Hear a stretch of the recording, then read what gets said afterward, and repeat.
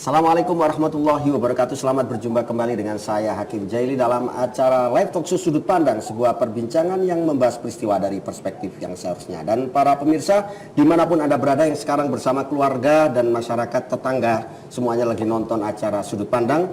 Hari ini, malam ini kita akan bicara dan membahas tentang sebuah peristiwa dari sudut pandang yang khas Nahdlatul Ulama, yaitu kita bicara tentang kebangkitan intelektual kaum santri. Tentu ini sebuah tema yang harus bisa kita kaji dengan baik, karena selama ini kaum santri pesantren Nahdlatul Ulama dianggap sebagai Islam tradisional, vis-a-vis berhadapan dengan Islam modern.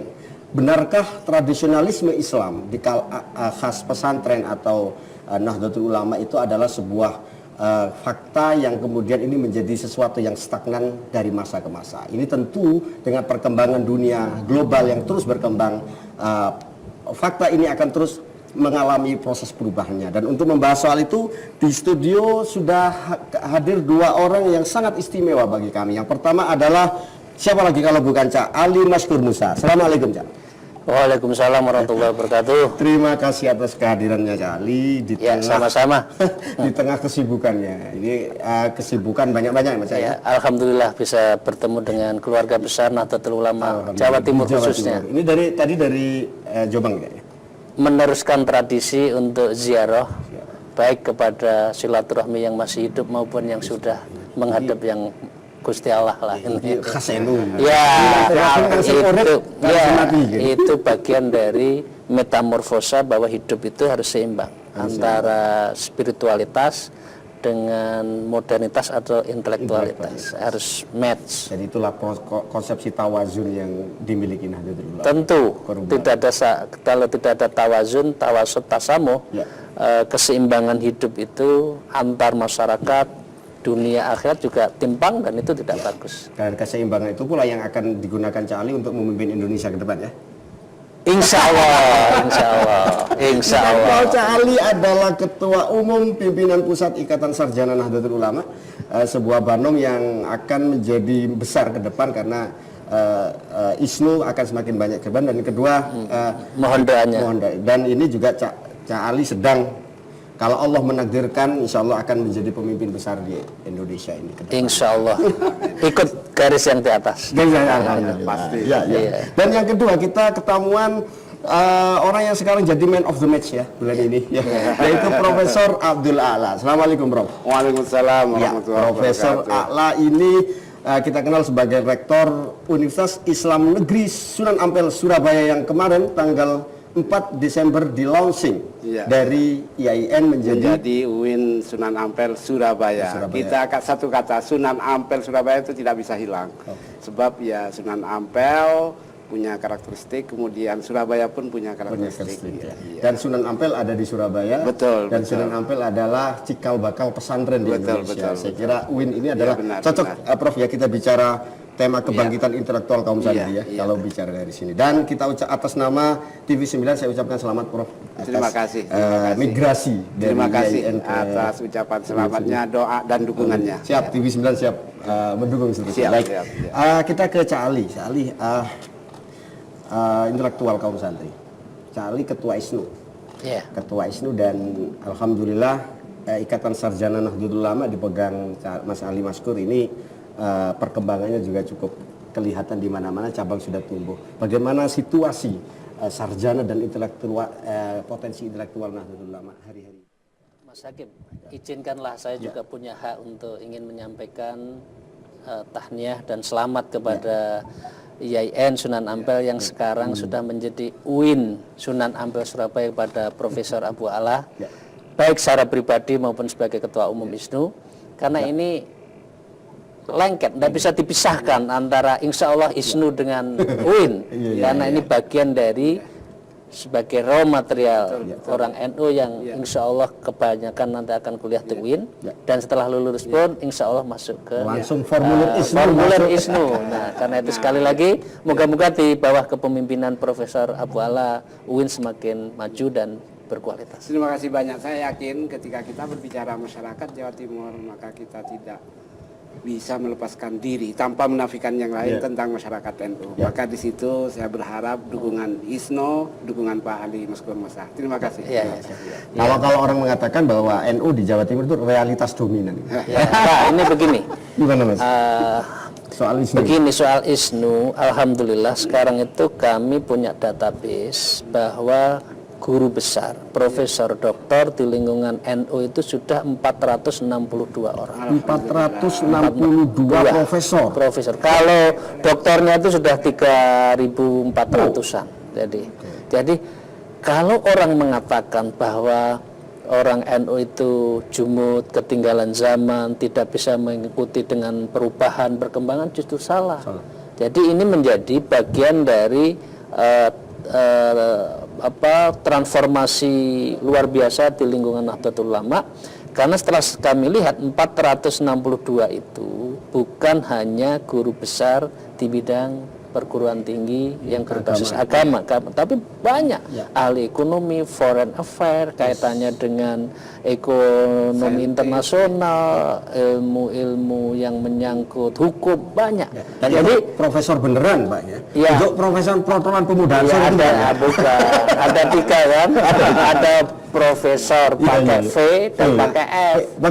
Kalau pakai F profesor. Pakai V? Kalau V provokator. Kalau yang muda, yang ini yang kalau muda, kalau muda itu protolan, kemudian betul. Profesor jadi guru besar ya. Ya, alhamdulillah terjadi sebuah mobilitas vertikal di bidang intelektual. Mengapa? Ada 2, Mas Hakim yang saya hormati. Yang pertama karena paradigma yang dikembangkan orang NU dalam hal ilmu pengetahuan kan sudah jelas. Mempertahankan yang lama masih bagus, membuka cakrawala yang lebih bagus. Al-mukhafadatu al-qadim sholih wal akhdhu bijadidil aslah. Ini yang pertama. Yang kedua adalah ada pendobrak, yaitu Gus Dur. Ketika beliau rawuh tahun 74-an ya, dari Mesir dan dari Irak, kemudian cara untuk melakukan mobilitas vertikal NU, merubah cakrawala, cara pandangnya dan geraknya itu harus mendekati di bidang ilmu pengetahuan, pendidikan. Nah, karena itu disekolahkan semua di luar negeri, dibuka sedemikian rupa, dan sekarang itu tinggal memetik. Nah, ISNU berdiri, Banum, kemudian kita kumpulkan, alhamdulillah. Jadi Indonesia akan sangat senang kalau ilmuwan NU itu banyak. Mengapa? Karena ini bagian dari tadi hal yang lama dipertahankan, hal yang baru dikembangkan sehingga tidak ada konflik. Jadi sarjana ini adalah jadidil aslah ya, sesuatu hal baru yang kemudian ya, kalau ritualnya harus tetap qatimis sholih, yasinan, tahlilan. Orang intelek profesor harus tetap tahlilan manakiban. Kali yang doktor tetap ke pesarian. Oh iya, tapi kalau hal pemikiran itu harus qatimis sholih. Dengan cara inilah ilmu terus dapat berkembang dan akan melakukan sebuah sintesa baru. Baik, nanti kita akan konfirmasi ke Prof. Ala, tapi saya sudah diingatkan. Pemirsa jangan kemana-mana, kita akan membahas situasi tentang bagaimana intelektualitas di Nahdlatul Ulama era sekarang dan bagaimana kita akan meningkatkannya di masa-masa yang akan datang. Anda jangan kemana-mana, tetaplah di Sudut Pandang.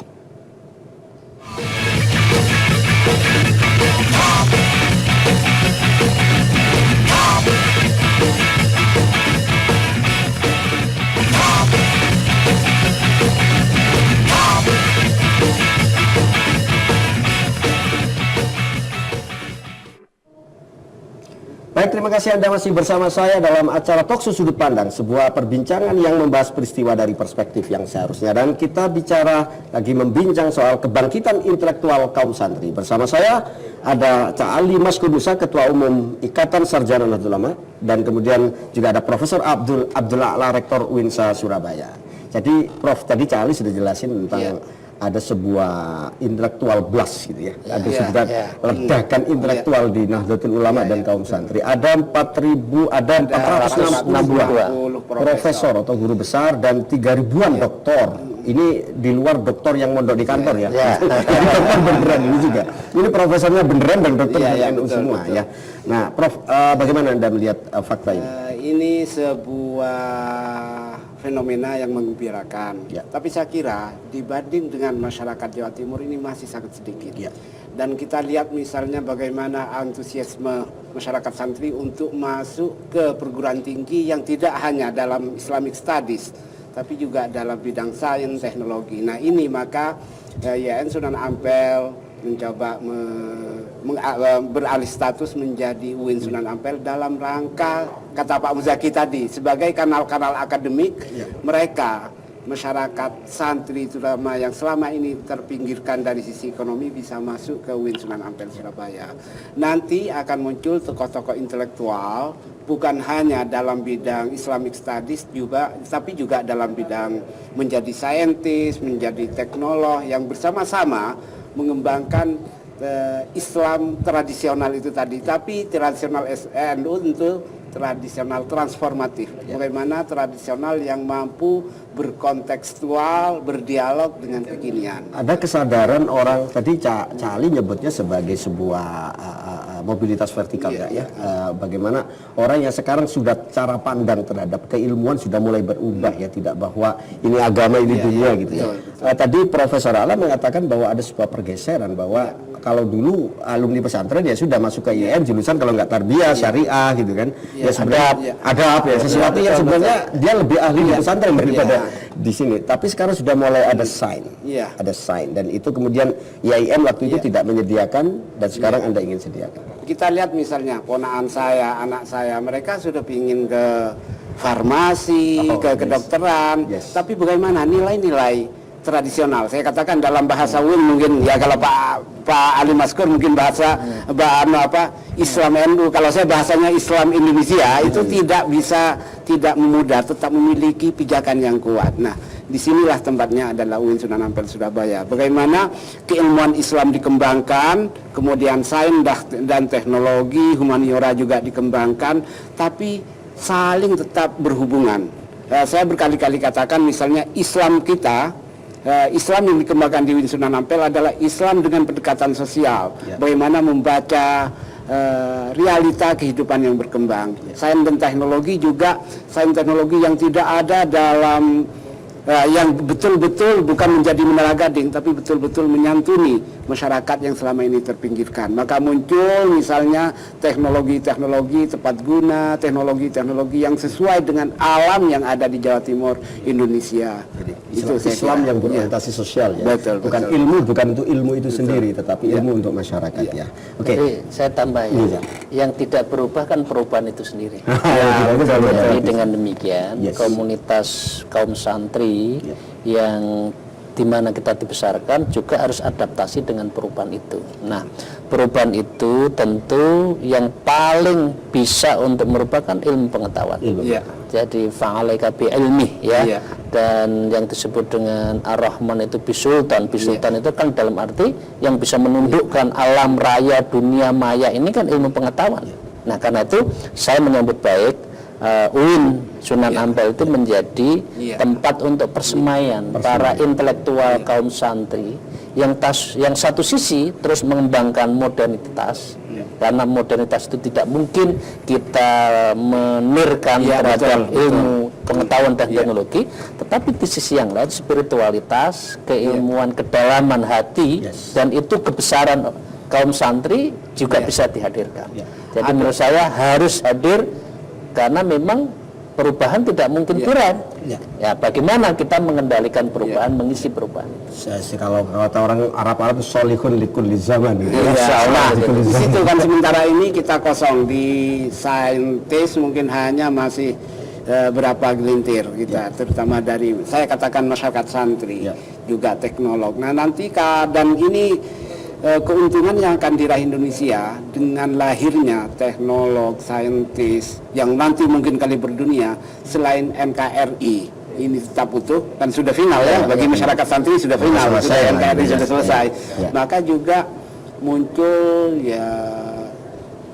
peradaban yang betul sangat manusiawi dan sekaligus religius. Dan itu pernah Kita zaman keemasan intelektual Islam, Al-Bayan, Al-Biruni, betul. Al-Jabar, semua Al-Jabar, itu semua ilmuwan-ilmuwan yang menjadi rujukan intelektual dunia saat itu. Kala itu. Dan ini saya yakin bisa. Insya Allah dengan UIN, dengan ISNU, ini kebangkitan intelektual kaum santri itu bisa menjadi enlightened, pencerah di dalam perubahan, khususnya di Indonesia dan insya Allah di dunia. Dan saya yakin bisa kok, saya yakin bisa. Dan Prof, itu untuk ciri khas spiritualitas UIN itu nanti tetap dipertahankan? Ya jelas, malah akan diperkuat, malah akan diluas. Misalnya di tim UIN kita sudah buat satu kurikulum di mana mereka semester 1 dan 2 diasramakan. Di sana kecerdasan spiritualitas harus betul-betul dikembangkan. Ya, jadi jangan hanya cerdas intelektual, tapi juga spiritual dan emosional. Ada sebuah pemahaman, Prof, konsepsi ad-din gitu ya.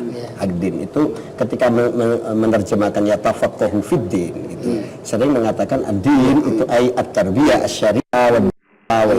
Bagaimana Profesor bisa mengartikan itu ke dalam yang lebih luas? Menurut saya sebenarnya ada ilmu-ilmu dasar agama. Tapi kalau kita berbicara tentang Islam, maka itu menyangkut peradaban, menyangkut dasar-dasar keagamaan, ritual dan semacamnya. Nah, kita pertahankan juga. Jadi misalnya hadis, kemudian jurusan tafsir, bagaimanapun juga harus tetap berkembang, bahkan memiliki sebuah image yang sama bagusnya, bahkan mungkin lebih baik dengan prodi-prodi yang tidak berhubungan langsung dengan dasar-dasar agama. Saya katakan tidak satu dasar agama, lainnya juga bukan tidak berhubungan langsung, karena sama-sama agama sebenarnya. Kalau kita berbicara tentang teknologi, kemudian misalnya ekonomi semacam, sebenarnya kan ilmu agama juga. Cuma yang satu bersifat dasar agama seperti tafsir, fikih dan semacamnya. Yang lain ya agama secara umum. Jadi mendikotomikan antara ilmu agama dan ilmu non agama sesuatu yang salah. Betul. Jadi Imam Ghazali sendiri akhirnya kan tidak mendikotomikan, walaupun dalam Ihya Ulumuddin itu biasanya pada ritual, tapi ujung beliau membicarakan juga tentang ilmu muamalah kan dan syariat. Nah, padahal ilmu itu kaitannya apakah ilmu yang menyangkut agama itu kan pendekatan. Tapi yang didekati kan dua, ilmu sains dan ilmu-ilmu yang bersifat geografi. Al-Quran kan juga sudah menjelaskan inna fi khalqis samawati wal ard. Samawat dulu, ilmu teknologi, ilmu sains, ilmu high tech, ilmu Microsoft, antariksa, ya kan, baru wal ard, ilmu-ilmu tentang mengelola alam, pertanian. Jadi tidak mungkin agama ilmu itu didikotomikan, tidak ada. Ini hanya perspektif bagaimana ilmu samawat, ilmu high tech didekati dengan agama. Ilmu-ilmu yang bersifat kehidupan nyata, di situ agama bicara. Nah, tugas kita semua kaum intelektual yang berbasis santri itu mempersiapkan diri agar yang teknolog itu tidak kering karena dia jauh dari agama. Ya kan? Begitu juga ilmu buminya itu tidak israf karena menghancurkan ekosistem dan lingkungan yang itu juga membunuh anak cucu kita. Nah, inilah fungsi ilmuwan yang basis agamanya kuat. Ilmuwan yang beretika. Etika. Jadi begini, menyambung apa yang disampaikan Pak Ali Maskur Musa tadi. Jadi secara teologis di dalam Al-Quran wa 'allama Adam al-asma' kullaha. Al-asma' kullaha, semua ilmu, tidak ada fikih, tidak ada Jadi itu dan manusia diberikan, diajari langsung oleh Allah terhadap semua ilmu-ilmu di dunia ini. Nah, sejarah seperti yang disampaikan Pak Ali Maskur tadi juga seperti itu. Sejarah ada Al-Biruni, yang ini ahli filsafat juga ahli fikih, Ibnu Rus ahli fikih, ahli filsafat dan seterusnya. Sampai pencipta aljabar. Dengan demikian UIN nanti akan menciptakan manusia, walaupun dia ahli informasi, amin. Dia teknolog tapi memiliki pemahaman agama yang cukup kuat, spiritualitas agama yang cukup kuat.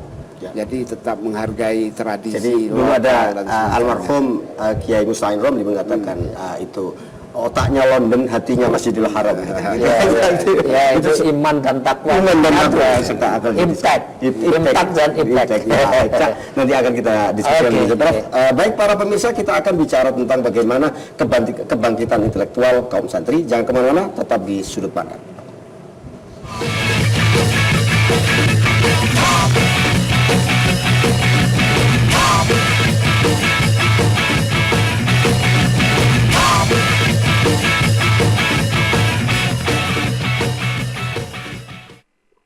Baik, terima kasih Anda masih bersama saya dalam acara Talkshow Sudut Pandang, sebuah perbincangan yang membahas peristiwa dari perspektif yang seharusnya. Kita sedang membincang tentang kebangkitan intelektual kaum santri. Para pemirsa, kita tahu bahwa kalangan pesantren adalah kalangan yang dicap sebagai Islam tradisional. Bagaimana itu kita sedang berbincang dengan Mas Ali Maskur Musa, Ketua Ikatan Sarjana Nahdlatul Ulama atau ISNU, dan juga Profesor Abdul A'la, Rektor UIN Sunan Ampel Surabaya. Ali, Anda orang yang sudah mulai bawah ya, mulai dari madrasah, pesantren, mahasiswa, aktivis mahasiswa, sampai Ketua Umum PBBMI saat itu ya, kemudian ke legislatif, sekarang di Lembaga Tinggi Negara, Badan Pemeriksa Keuangan, dan kemudian sampai sesaat lagi akan jadi Presiden Indonesia.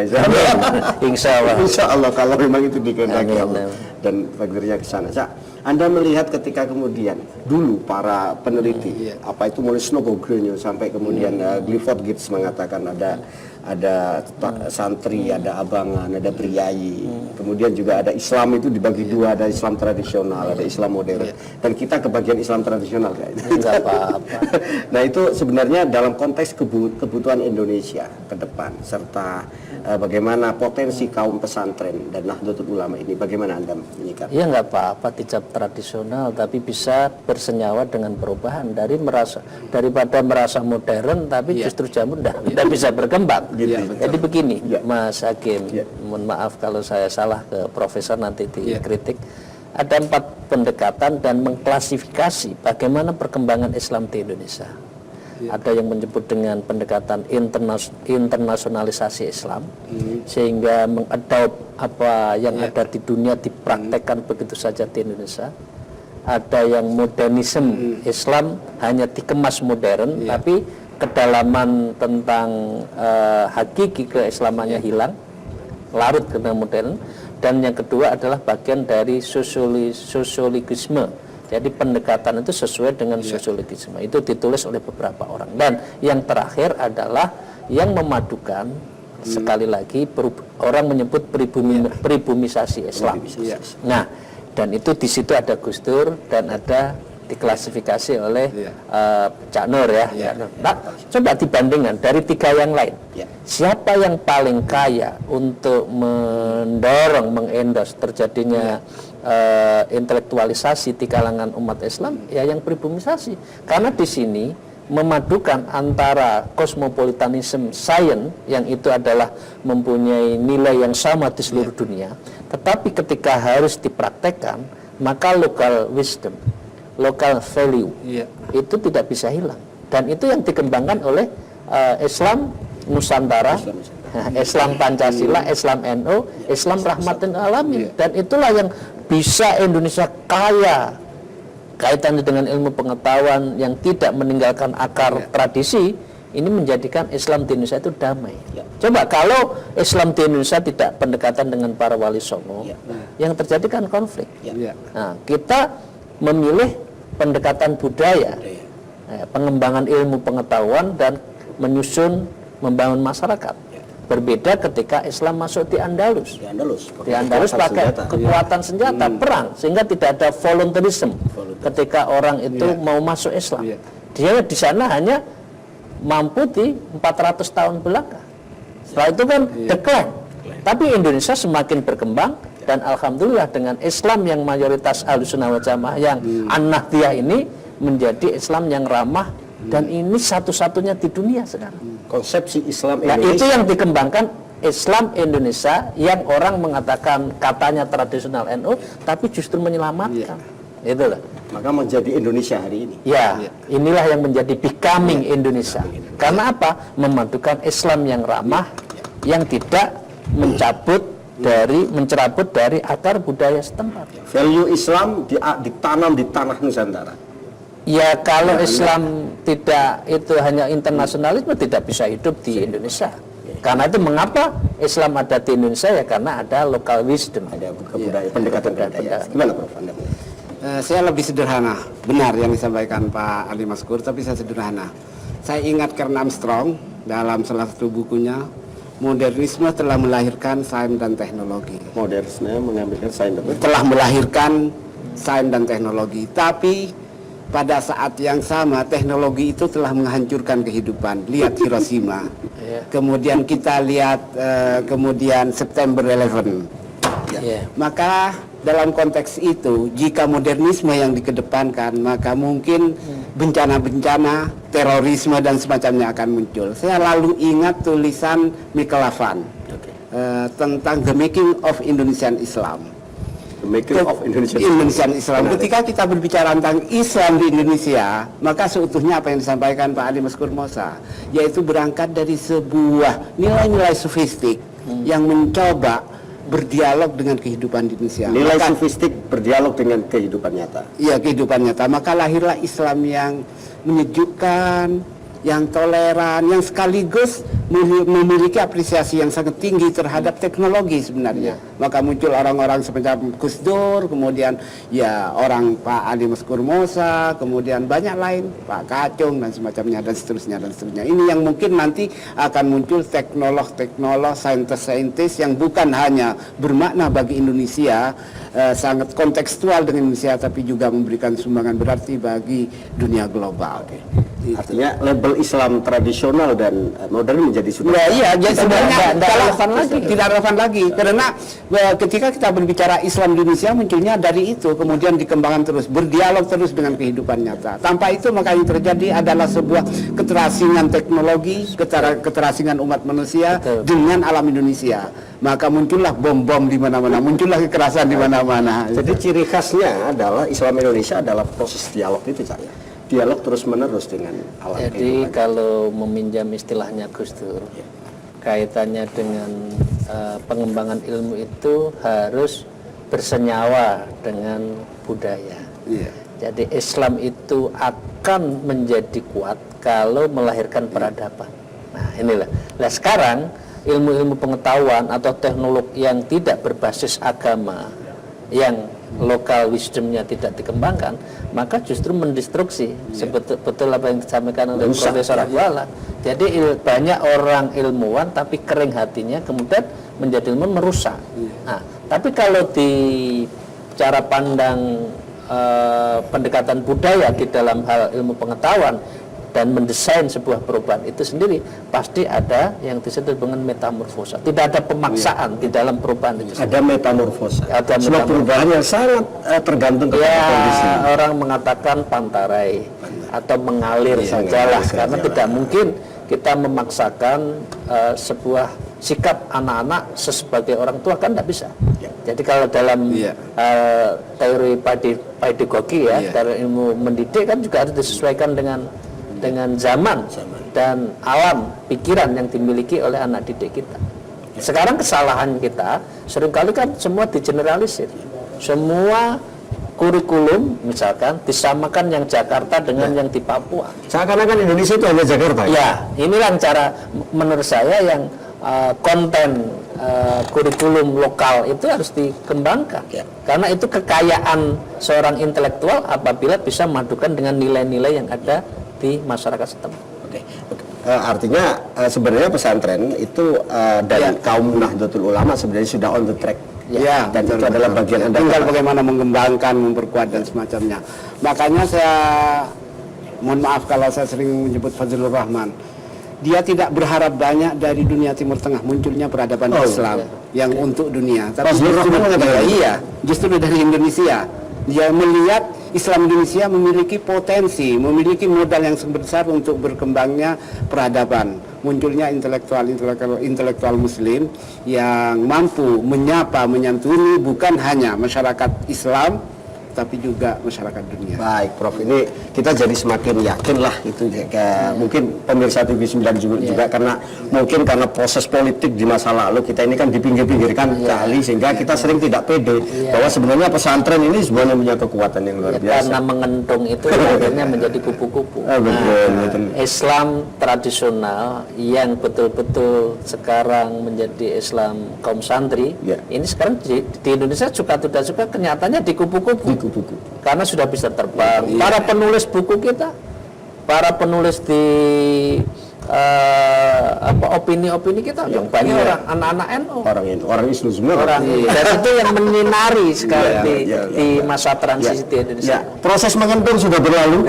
Sekarang sudah kita nikmati era kupu-kupu intelektual Nahdlatul Ulama, dan jangan kemana-mana, saya akan masih kembali dalam acara Sudut Pandang.